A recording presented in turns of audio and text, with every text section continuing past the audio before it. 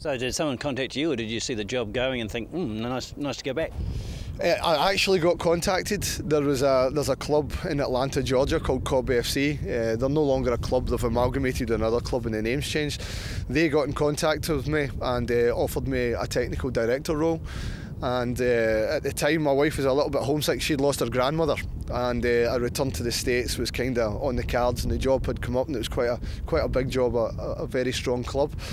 So we went over there, we took the role on in Atlanta, Georgia, and then my wife got offered a teaching job down in her native Florida, and that kind of coincided with another job option that I had, and natural progression took us to where my wife is from. So we've been the past 6.5, 7 years based in Florida. But Southland, that was an easy decision for you? Yeah, again, timing. I knew Ken Creswell, who's done a magnificent job here. If we look at the facility and the infrastructure that Ken's built, I had met Ken during my first spell here, and he got in contact with me because he was moving on and asked if I'd be interested in the role. And we fell in love in New Zealand, and kind of felt that, you know, although we left and were successful when we left, that we had some unfinished business here. And with my daughter being not of school age yet, only being 3, we looked at each other and again thought, if we don't try it again now, the ship will have sailed. So we decided to come down, and we fell in love with Dunedin, Queenstown and Invercargill. The whole south region is really what we looked for. And some people think we're crazy leaving the sunshine to come down and shiver here, but the Four Seasons and the landscape was a massive attraction, because although Florida is beautiful and it's hot, it takes a bit. It's nice for a vacation. Living there, it's a different thing when you're out in that sun all day coaching. So yeah, we love the people here. The schools was another factor for my daughter. If everything works well for my daughter and my son, fantastic area to bring kids up. So it really wasn't as tough as what a lot of people would imagine. But we've got family in Florida. The door's always open for me work-wise back in Florida, because we'd done really well, and I've got great relationships still there. So that's always there. But our hopes is that everything goes really well here and we get to call this home.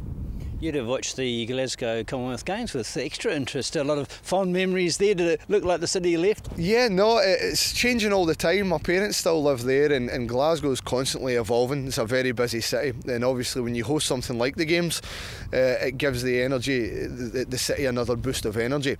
It was interesting watching the rugby sevens, because they were playing at Ibrox, the home of Rangers, and I've played there a couple of times as a youth player, and then also the track and field stuff done at Hampden Park, and I've been lucky enough to have played a couple of times there as well. So it was good talking to some of the kids here that were watching it, to show them some of the stadiums that I've been fortunate enough to attend games, play on and train on as a player.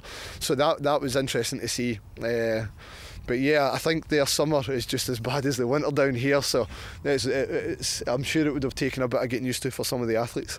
I thought it was good for their image, because Edinburgh is really the glamour city in Scotland, isn't it? And Glasgow sometimes looked down upon as, I don't know, the lesser of the two, but I think they've stood up and said, we're as good as anyone. Yeah, I mean, I'm a Glasgow boy. Edinburgh is an absolutely fantastic city. It's beautiful and steeped in history and heritage and all that goes with it. Glasgow sometimes gets overlooked a little bit from that standpoint. Edinburgh's obviously got the castle and whatnot, but I think over maybe the past 10 years or so, Glasgow has become a real vibrant city up alongside the likes of Manchester, where the nightlife and all the things there. The universities are fantastic.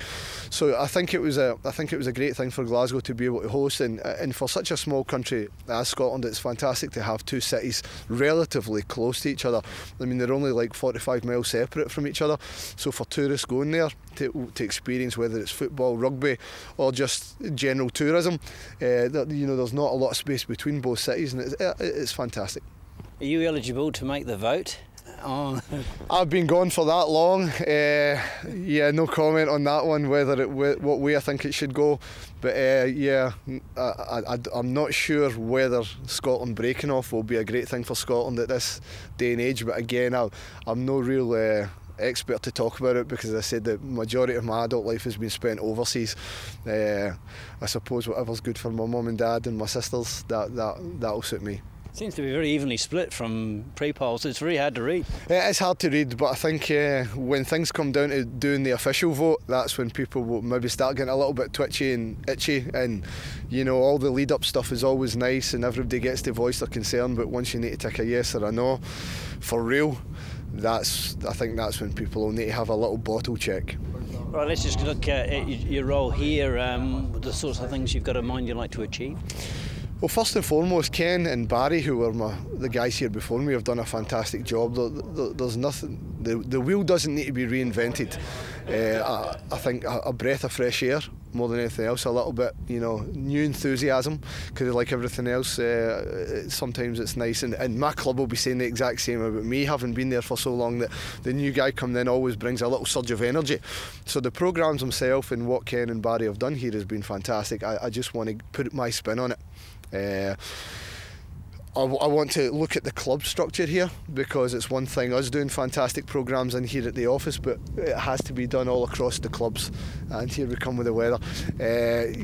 I want to make sure that we're delivering a good product, not just for Southland football at the rep level and the youth academy level, but for kids that are going to play club. I want to make sure that the game's good for everybody. Other things that I'm looking at doing is really to give the kids a pinnacle of the game. If we look at rugby here, they have the Stags. Basketball have the Sharks, and we really don't have that as a football for football in the area. I'm currently working with some universities that I have connections with back in the States to offer scholarships to some of our boys and girls here that excel. Obviously they've got to be academically sound with that. So we've already got a few names down on the girls' side, and a couple of the lads that I'm looking at. Also, I've got a lot of friends back in Scotland that are interested to see if there's talent down here, possibly to go and perform in some tryouts in Scotland to maybe see if they can win themselves a professional contract. Obviously that's, you know, going to be for the select few. It's not for everybody, but it's important that the kids at the bottom see that there is a pathway there, as well as all the fancy things we have here with New Zealand football, and we have our Southern Premier League. It's nice to know that there is other options out there as well, and that there is a big world out there. That obviously New Zealand, as you've saw at the Commonwealth Games, are renowned for producing good athletes, and with the way that the All Blacks perform at the rugby, although it's a small country, people are very aware that there is talented athletes here.